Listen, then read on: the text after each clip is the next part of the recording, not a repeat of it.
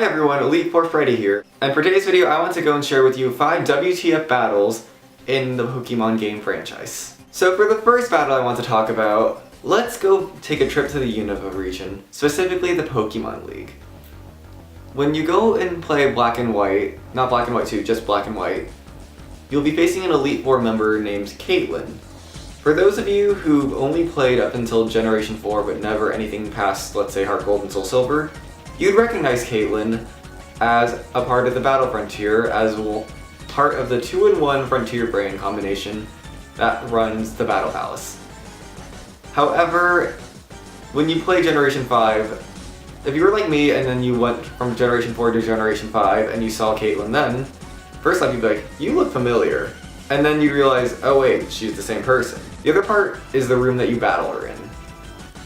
When you actually approach the chamber that she is in, you'll see a giant canopy bed that will open up and she's there sleeping and she literally gets up and battles you and she says something to the effect of, how dare you disturb my slumber? So already she's very sassy, she's very entitled, and she's also got a flip, like you battle her in her bedroom. If that's not WTF, that's really random and weird. I don't really know what is. Why?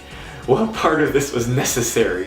Which, luckily they did rectify in Black and White too by getting rid of the whole bed thing entirely and making her pop out of a giant rose. I don't know, I think I'd take the bed over the rose, but they're both weird. Anyways, number 4. For number 4, we are going to the Kalos region to visit Dr. Augustine Sycamore. And Dr. Sycamore has the distinction of being the first Pokemon professor that you could actually battle without hacks. However, if you did have a cheating device, Gen 1 would have that distinction with Professor Oak being the first battleable professor, but that's beside the point. Sorry, Professor Oak. Not only do you get to battle Professor Sycamore once, but he gets a battle against you 2 times actually in the game. The first time is when you first select your Kanto starter, and the second time is when he faces you towards the end of the game with all 3 fully evolved Kanto starters, which I thought was really cool. Definitely an homage to Oak. And while we could say Dr. Kukui has that same distinction of being a battleable professor, and to the degree where you can actually consistently reface him in both the Battle Royale and the Pokemon League, I still feel like Dr. Sycamore has the distinction of being the first one, which is the point I want to drive across. So number 3 is not just one individual trainer, but rather a collection of them, or I would like to say a tower of them. You're probably thinking the Battle Tower, but it is not the Battle Tower. It is Pokemon Tower. The entire experience of doing it, looking back on it now, it was dark. From allegedly killing your rival's Raticate, to facing a tower of possessed channelers who literally send out the thing that they're possessed by to attack you, to having to go and help a dead Marowak pass to the other side, to from there even having to go and face the Marowak's murderers. The whole experience was just very grim looking back on it now. As a kid I didn't really pay much attention to it, I just kept mashing the A and B button because I really didn't care.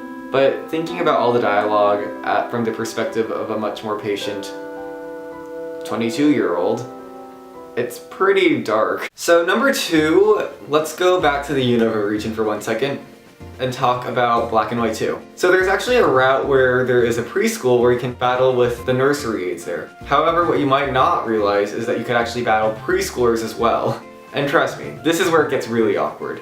These preschoolers have level 60 fully evolved Pokemon for the most part. I mean, I think one of them has like a Pikachu, but there was one preschooler who had a level 61 Ferrothorn, and he's like less than 10. In the Pokemon world, the whole lore was when you're at the age of 10, you set out for your Pokemon journey. How is it that like a 4 to 5 year old has a level 60 Pokemon when he hasn't even begun his journey?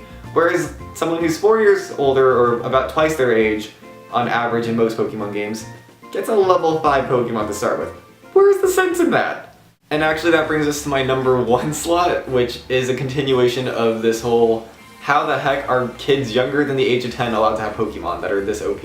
And it is, drumroll please, youngster Tristan! So, there's a good chance you might not actually know who youngster Tristan is if you're like me and you just put down your Sun and Moon game the moment you caught all the Ultra Beasts and beat the Elite Four. But if you actually go back and reface the Elite Four and do the whole title defense thing where you face off against a variety of different trainers, One of the trainers in rotation that you could face, he is actually a youngster from Melamela Island who, in the beginning of the game, talks about how he doesn't know what moves to put on his Pokemon. That little 6 to 7 year old, barely older than the preschoolers, he has a team that is strong enough to take on not only you, but to have defeated the entire Alola Elite Four. Let me just do a rundown of what the Elite Four in Alola looks like for those of you who have not played Sun and Moon.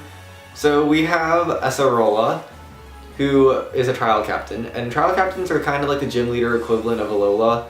And to become a trial captain, you have to go and beat the entire Island Challenge, which essentially is like the equivalent of the Pokemon League, before the Pokemon League was actually established.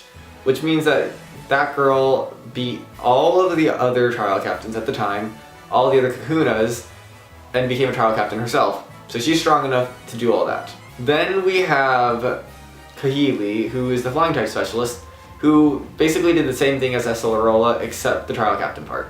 So she beat the Island Challenge. And then from there we have the two kahunas, who are basically like the OG version of the Elite Four in Alola. We have Olivia, who is considered a prodigy. She's a full-grown woman, by the way. And then we have the funniest of them all, which is Hala, who's like a 60-year-old grandpa. Just like put that in perspective first. Like an old man, fully grown, like long venerated as a master of Pokemon, got taken down by someone who's like at the most 7 years old. Just imagine that. Your entire existence just got shattered by someone less than the legal or the typical age that someone actually goes out to journey on their Pokemon adventure. I'm pretty sure Hollow's face must have been priceless. And the fact that this little kid is now taking you on for your title to become the strongest Pokemon trainer in Alola, like just imagine if he actually beat you. Like all hail champion Tristan, the 8-year-old. Tell me how that's not weird and funny at the same time. But yeah, those are my top 5 weird or bizarre Pokemon battles throughout the Pokemon franchise and games. What are some of yours? Let me know in the comments below. I'm pretty sure you have plenty, whether it be those fishermen with 6 Magikarp, those trainers in like the Battle Frontier with the weird automated text phrases that sound completely bizarre, or even trainers who have illegal move combinations. I hope to hear from you guys soon, and bye-bye!